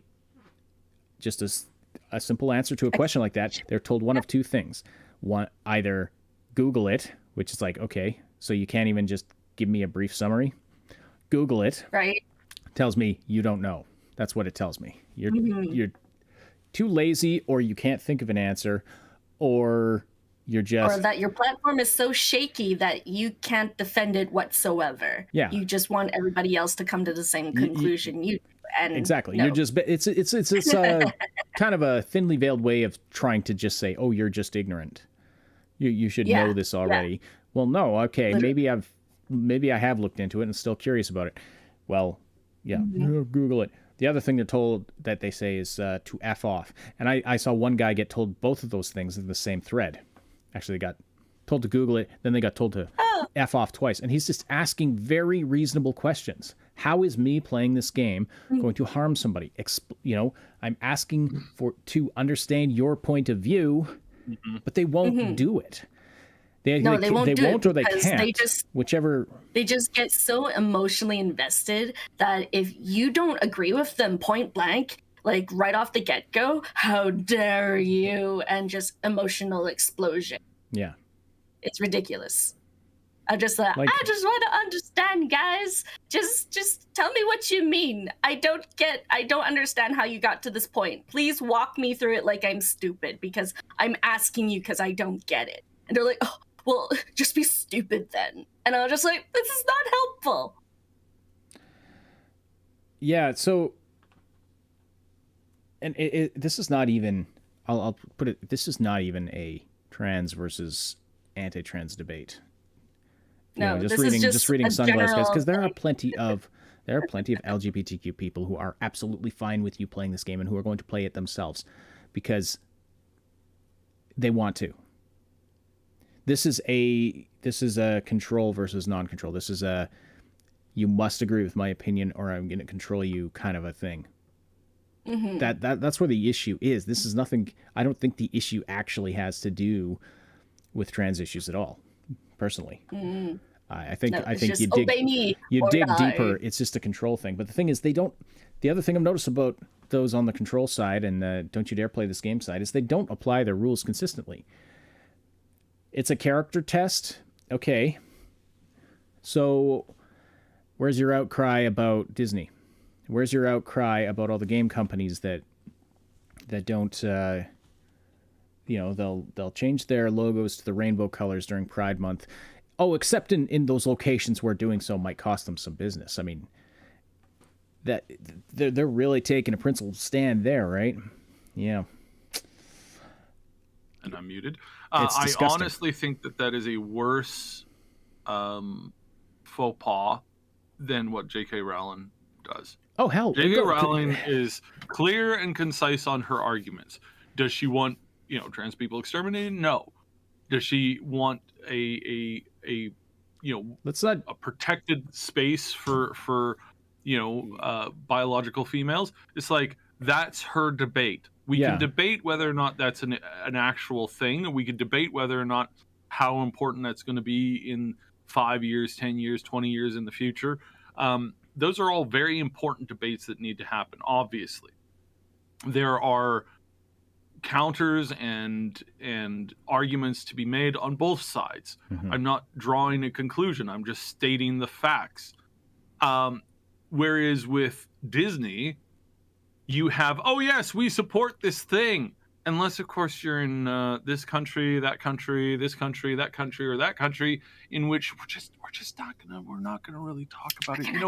One of the main character in that first movie, the first one that we saw, he was, we really like him, but honestly, we discovered later on that not everybody likes his race, so we're just going to quietly shuffle him off. Yeah, Disney's been outright racist to appease China. Extremely racist. Where's the tweets about watching Star Wars or Marvel being a character test? They're not there because, and I think.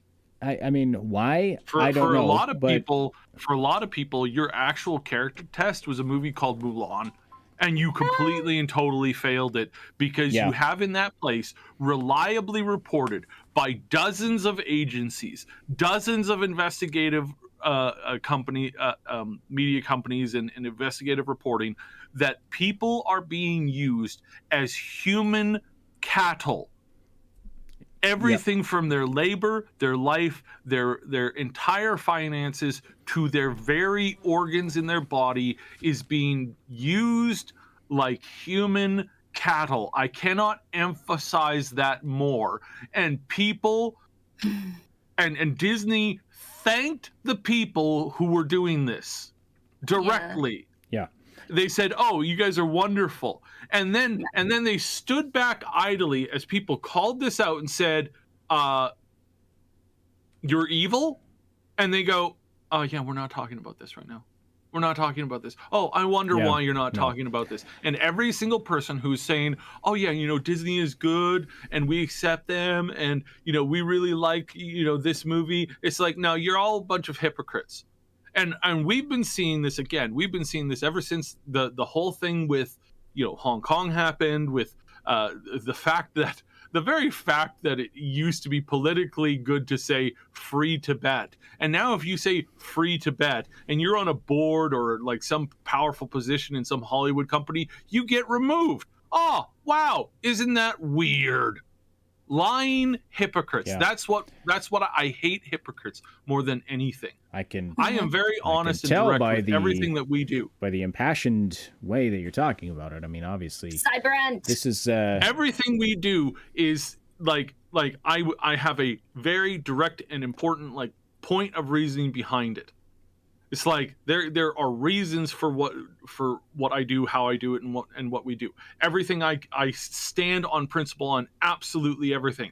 There are lots of games. I have a game I would love to play right now. Why can't I? Because I can't support that company, period. It's like it's not that hard.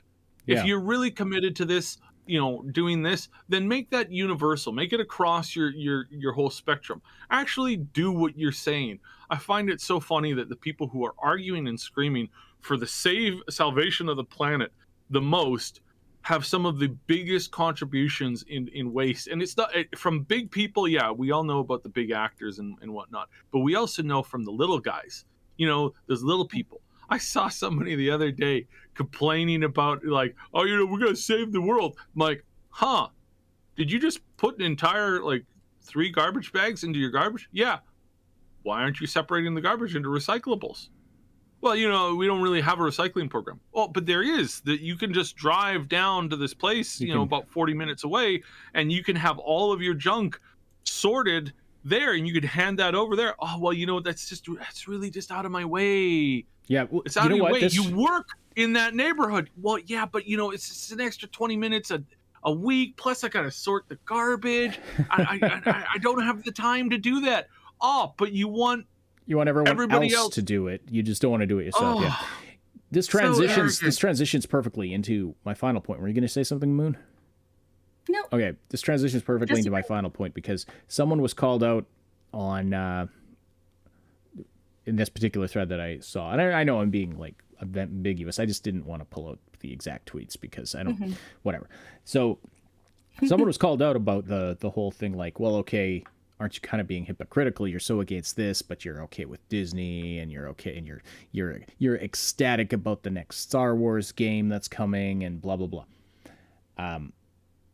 Well, and his response was, "Well, we can't fight every battle." Which, okay, there is some truth to that, but in my opinion, it's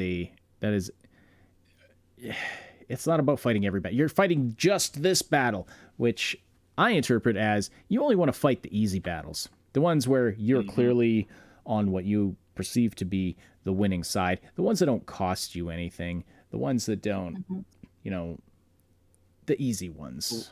The ones you can do from your keyboard. The keyboard, have any actual empirical noticeable effort. Yeah. And that's probably, probably is just some downright hypocrisy as well, because it's easy for people to blast this game if they're not interested in it, but if I like Star Wars, and then I'm not going to be as willing to boycott that kind of a thing. So the Sunglare says what a cop out. I agreed. It's a darn cop out. the what I would see as a proper response to that is, you know what, you're right. I should be speaking out more about those things. I'm going to start doing that. But that wasn't a response. Mm-hmm. Your friends are impressed you still haven't watched the last 2 Star Wars movies. Don't waste your time. Oh. I mean, if I would say Me too. if you're curious to watch the reason to watch them now is out of morbid curiosity. What you should watch, though, is Andor. Andor is freaking amazing. I cannot believe how well they did with that show based on, like, well, I guess he was a main character in Rogue One. But in terms of the grand scheme of the universe, he's a very side character. And they made this amazing show about him that dives into what life looks like under the Empire in a way that we've never seen before in the Star Wars universe. It's a freaking amazing show. A little bit of a slow burn at times, but also some very, very cool action and some cool stuff that happens. And yeah, I'll leave it at that. It's worth a watch if you're into that. All right, anything else we want to say about Hogwarts? Moon, you've spoken less than we have, probably because we've like. So I linked you an article in our group chat that you should pull up because it's super wholesome. Because I was scrolling the other day and I found this where there's a dad who goes to Starbucks and he orders his drinks with Harry Potter character names, like Dobby. Okay. And Albus. And he talks with like a British accent, and it is absolutely adorable. I thought it was just so cute.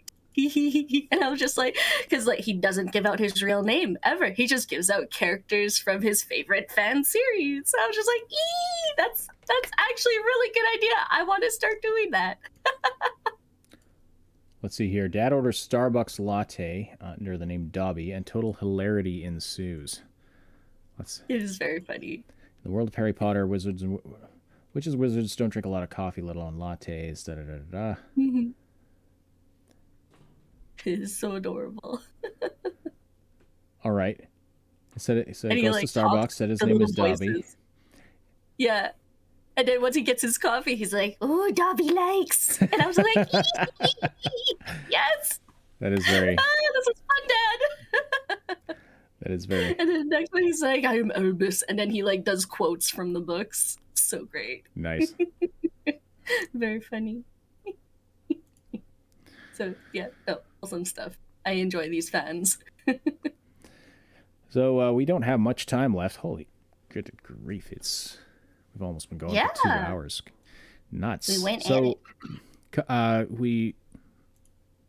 want to look through what's been that's requested topics on our Discord server, but while I'm looking through that, Saib, what's going on? Well, so Microsoft is laying off a ton of... I'll give a couple quick updates to a couple of stories.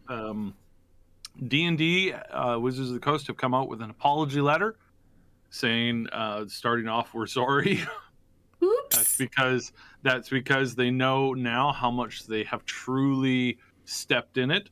They are still trying to rewrite the OGL. They're still intent on rewriting the OGL.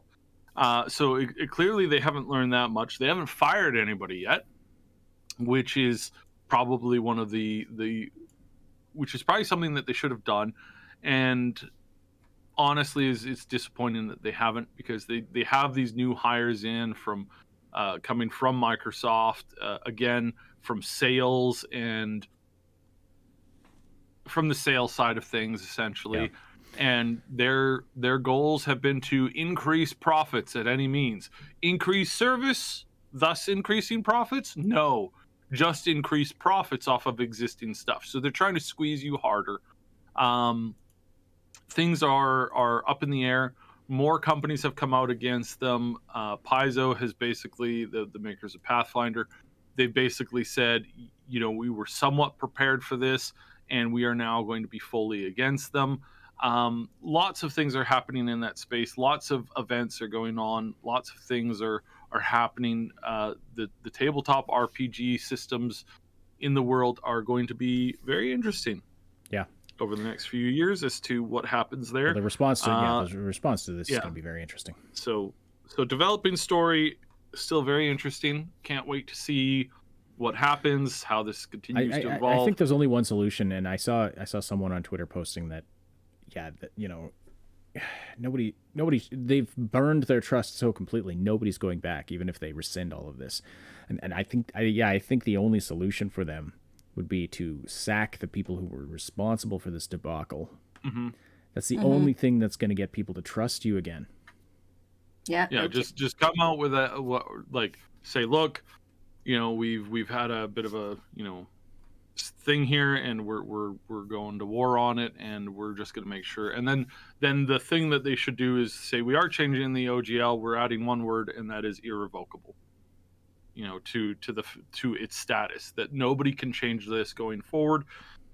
The base systems that you use for 1, 2, 3.3, 3.5, and 5 are all permanently there. Create what you want. We're going to work on creating things to serve you better as a community. That's what they should have done. That's what they should have come out with. And so we'll see on that. So that's how that story is changing. Lots of doom and gloom about Microsoft. Oh, guys, Microsoft is burning. They're laying off 10,000 people. Oh my goodness, can you believe it? Microsoft is getting rid of 10,000 people. That's like half their workforce. Oh my God, they're burning. They're going down. Everybody is It's not half their workforce. Not even close. It's a lot of people. But so what is actually going on? So they are getting rid of 10,000 people. This will happen over the course of the next couple of months. A lot of these positions were due to work output not being there. So not all positions. I want to make that clear.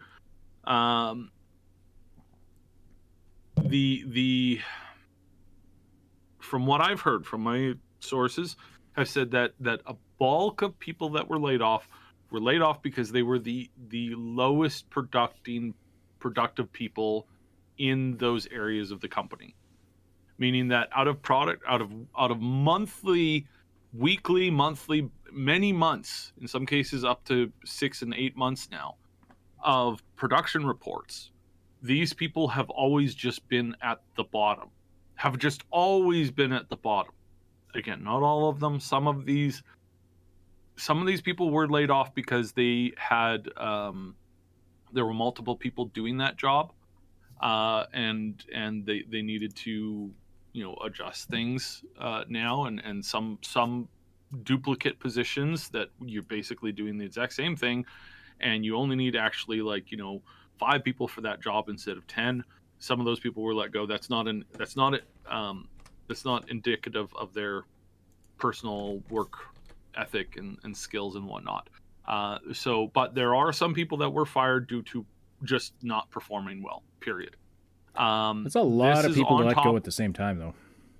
Yes, but you have to remember that this is mostly combined with the group of people that Microsoft brought on in 2019, and they brought on then 75,000 people. Mm-hmm. And the bulk of these firings are coming from that 75,000. So basically, these people have had 3 years, 2.5 maybe, to get into the company, earn their keep, and whether it be the position themselves or circumstance, 10,000 of the 75,000 hired have been are being let go between now and March. So for some cases it's a downscaling thing. Other cases it's a one of the departments that was hit hard was this is fairly public, was the 343 Industries, the Halo people on the single player campaign.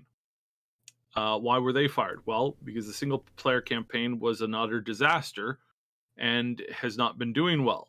Why would you continue to pump money into something that for over a year now, there's been no real progress in? Again, was that their fault of the workers, or is it perhaps leadership? I don't know. and I won't make a judgment call off that, obviously. But yeah, so there were some things like that. This also doesn't cover just Microsoft games. This covers a whole bunch of other games all around the industry. So yeah, now yes, they so they back in 2015, 2014, they laid off about 25,000 people, but then they adjusted. They hired 75,000. Now they're getting rid of 10,000. Look, it's sad whenever anybody loses their job, but for some of these jobs, it's like they had either overhired for the role or that it's not even 5% of the company's total job numbers. So you're just trimming, 5%, a little less than 5% of people who it's just not generating proper income in those categories. And again, I So went through a bulk. Your take on this is that it's just business. It's not that Microsoft is burning from the inside out. No, they're not burning at all. Yeah. They are expecting a recession, so they are kind of planning for that. So you could probably say about maybe half those jobs are recession fear fires, which do kind of suck, and they'll probably like kind of regret some of those firings. Maybe we'll see. Obviously, there's a big, obviously there's lots to see there. But no, Microsoft isn't burning. The studios weren't put down. Yes, there were some people who were fired because unfortunately there's just too many people doing the same jobs. That really does suck because that should have been properly thought out to begin with. There were some people who have been laid off that have been with the company a little bit longer, and again, they probably I think they might have messed up on that, but those people are getting decent severances because they're being put off. They've got lots of notice. Most of these layoffs don't happen until March, so you got like hopefully they have time to. Geez, you got a huge amount of time to go looking for new jobs. So yeah, just we should. It's not the end of the world for Microsoft. It's indicative more so of, I would say, the economy, where global leadership has just been running their heads into walls repeatedly at full speed and wondering why they're starting to have brain swelling and blackouts. It's like, oh gee, I wonder why. So yeah, that's a problem, and obviously we wish people the best. I think that the games industry is recruiting at a rate that most of these people who are gaming related won't have an issue. A lot of tech people that were fired, it's like, look, I'm pretty sure that you'll be able to find new jobs, and hey, here's another option. You can always start a new company with your skills and try and revolutionize your industry. And I think that's always a good suggestion, and we've seen it be very successful recently. So yeah, some people are pointing out, it's like, oh, there's not even 10,000 people that work for Activision Blizzard. Well, there's almost 10,000 people that work for Activision Blizzard, and some of those people probably will get fired as well when they finish buying that out, because that's going ahead, despite what the FCC thinks. They can't actually stop this, so it's going ahead. They're completing the purchase, so we're going to be playing Blizzard games on Microsoft at some point. So okay, speaking of Microsoft and acquisitions, though, let's talk about this briefly. Starfield delayed out of first half of 2023, still coming this summer. Rumor, says Gaming Bolt. Have you heard about this? When did that drop? This article is from the 16th, so Monday. Like a day or two ago. So the last thing I had heard, I just went to a website where this guy literally hates me. He blocked me on Twitter, and he hates my guts.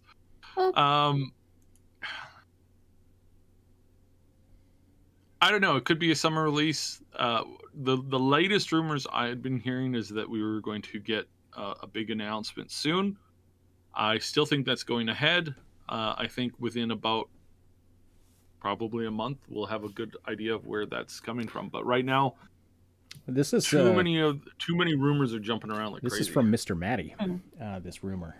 He said on an episode of Defining Duke podcast that he heard from a source he trusts quite a bit that Starfield is in line to get delayed again, but it won't be a significant delay.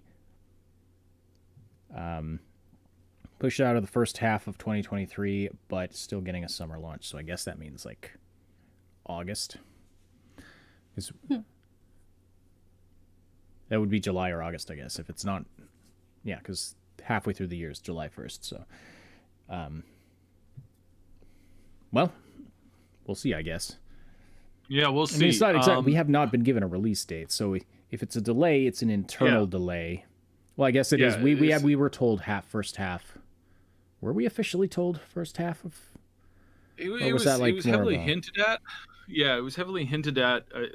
I don't think it was ever really official, in the sense of like, I mean, they haven't given us a date. They haven't even given us a month, right? Yeah. So in that case, I would say probably again right now it's like I'm not too concerned. I want them to just do their thing, because when they're under a time constraint, that's when we get bad games from them. But if they're working off their own schedule, it's fine. And they haven't been overhyping it. So yeah, I would say anything is fine right now. And again, you can always say, oh yeah, internal this or internal that. And one of the reasons why we moved away from talking about internal stuff, I've got lots of internal rumors I can use, but none of those things, a lot of times those things don't really like, it's like bathroom gossip. It's about as worth as much as what you do in the bathroom. So here's something scary. Or what you flush out. Yeah. Here's something that was posted in our content requests channel. There's an AI model that can detect where people are and the poses they're standing in based on the Wi-Fi signals in the room.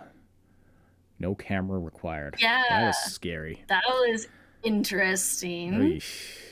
Always appreciate it when you give us this nightmare fuel. We love it. We love it very, very much. Let's see. There was actually so much stuff posted in content requests just over the last few days. We can't get to it all. Okay, there's stuff about the layoffs. Unity is laying off 300 employees.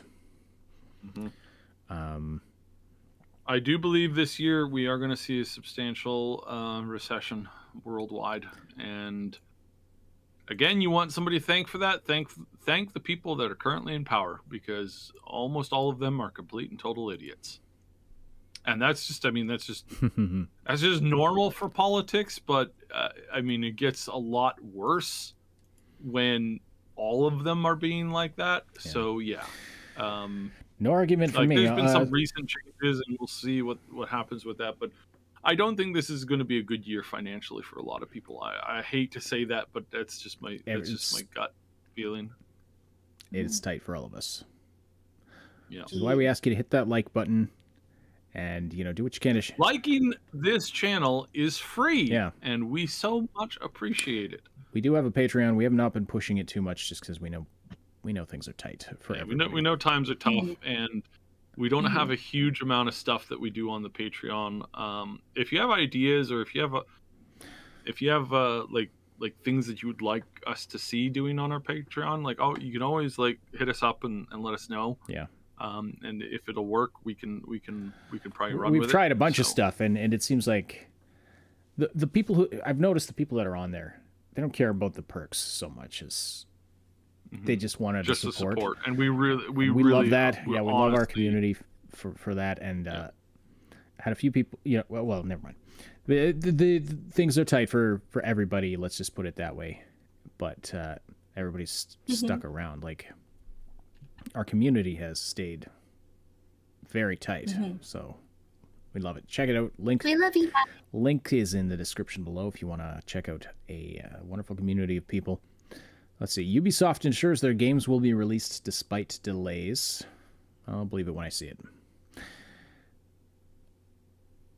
European Parliament is taking action against loot boxes and gaming addiction. This is huge. They're starting to move. And again, as soon as governments around the world realize that they can tax loot boxes at ridiculous levels, and game companies will still continue to do it, and people will still continue to pay, as soon as they realize that, it's going to become as bad or worse than cigarettes, alcohol, and gambling. So not something good. We've said this a number of times. These stupid companies are forcing government to just jump in here and become more involved in our lives, and I don't like that. I think it's terrible. I think it's a terrible idea. I wish that wouldn't happen. And but I mean that's what these idiots want. So yeah, that's what they're gonna do. Let's see. So let me just look through the live chat here. Lazy Clay Gamer, how's it going? Yeah. Rumors about this. We're big supporters of indie developers. Let's shout out this game called Anno Mutation. Mutationum. Anno Mutationum. Such a fun game. Developed by Thinking Stars and published by Lightning Games. These are not big companies. This is a very slick 2D retro high graphic pixelated thing. So beautiful. Really beautiful. And amazing soundtrack, great voice acting, great sound effects. There's a thing where when you move between areas on the map, there's a transition scene where your character is driving her hover car and there's some ASMR rain and you can see the rain going down the screen. And it looks so beautiful. It's you're just outside the car looking in through the window with the rain streaming down. I have fallen asleep more than once while playing that game. It's so gorgeous. So this is... Oh, okay. Oh, it came out a little while ago. Okay. Oh, yeah. Here, I'm going to bring it up on the... Anno Mutation. I will also... Let's see, what does this game cost? Our doggos are very unhappy at the moment. Yeah, I can... Yes, we're coming, doggos. We're coming. Yes, we'll wrap up right away here. So it's it's on sale right now, 40% off, but it's get it. Yeah, it's solid game. Highly recommend. I am so disappointed. It definitely has replayability. I am so disappointed that I do have to label Colossal Cave as overpriced, because it really is. It is a great game from great developers, but I don't know. Little on the overpriced. Wish side. I didn't have to take that consideration in. It's just, you know. Again, it comes down to. I'll do one other shout out here. I'm going to shout out the co-op update, which just happened last month. It's been out for less than a month. This is something that that I want us to cover a little bit more on. It's called War Tales. We've talked about this from time to time. They just had a multiplayer thing come out, up to 4 players. You can play in a big squad, run around in medieval France, Germany-ish kind of area. A little bit of a small amount of fantasy to it, but mostly just really gritty, visceral, medieval combat. It's great. Love it. And and it's pretty fun for multiplayer. We played the multiplayer just a little bit. It's still the game's still in early access, but it's really feeling strong right now, and I really like the game. So yeah, if you want to, if you like that, check that out too. Multiplayer is really fun, and yeah. All right. That wraps it up for us for this week. Thanks so much for joining. Slam that like button, write comments down below if you're listening to this after the fact. Subscribe to the channel. Catch Maximum News on the other channel, which is Triple S Podcasts. See all of our stuff. Links to all our stuff are in the description below. Maximum News, a great gaming news show by Cybsidian, who is right here, and Max Darrett, another great YouTuber that we work with quite a bit. That's it. That's all for now. Bye. It's on that. Didn't know how to wrap that up.